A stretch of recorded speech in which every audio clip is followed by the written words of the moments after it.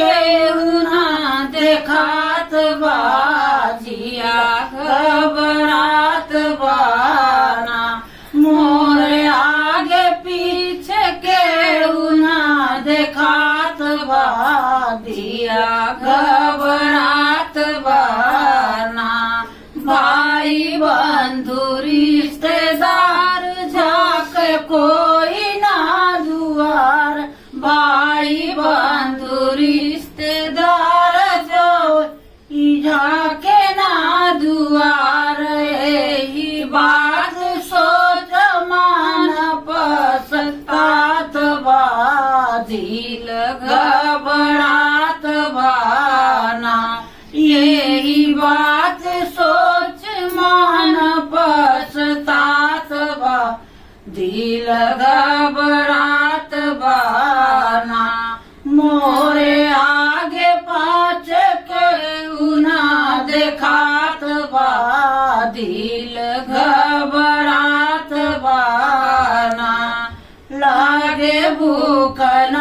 पियास बहे अखियाँ से आस लागे भूख न पियास बहे अखियाँ से आस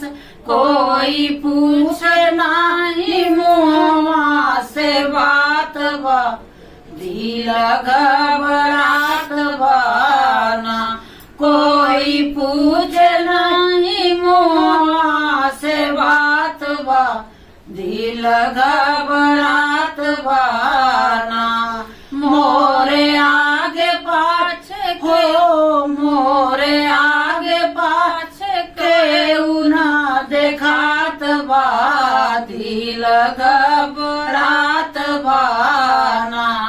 मोरे आगे पाछे केहू ना देखात बा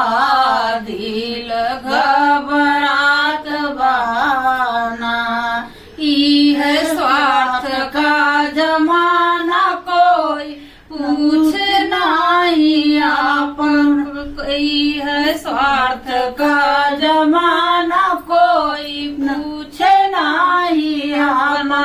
भला बुरा अपन सब ही चिन्हात बा दिल घबरात बाना भला बुरा सब अपन चिन्हात बा दिल घबरात बाना मोरे आगे पाछे केहू ना देखात बा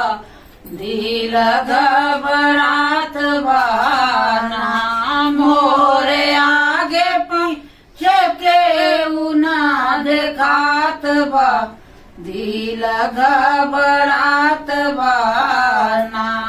सीमा दूर दादर धीर दुख हरे रघुवीर सीमा दूर गाधर धीर दुख हरि रघुवीर यही बात बड़े लोग से सुनात बा दिल घबरात बाना यही बात बड़े लोग से सुनात बा दिल घबरात बाना मोरे आगे पाछे केहू ना देखात बा दिल घबरात बाना मोरे आगे पाछे केहू ना देखात बा दिल घबरात बाना। ई कजरी कैसन रहा भाई ये वहाँ कजरी गावा ना कैसन रहा देखत जा। अब कमेंट अब ना करत जात अब उनमें कंजूसी काय करत हो भाई। हाँ ज्यादा ताकत लगत का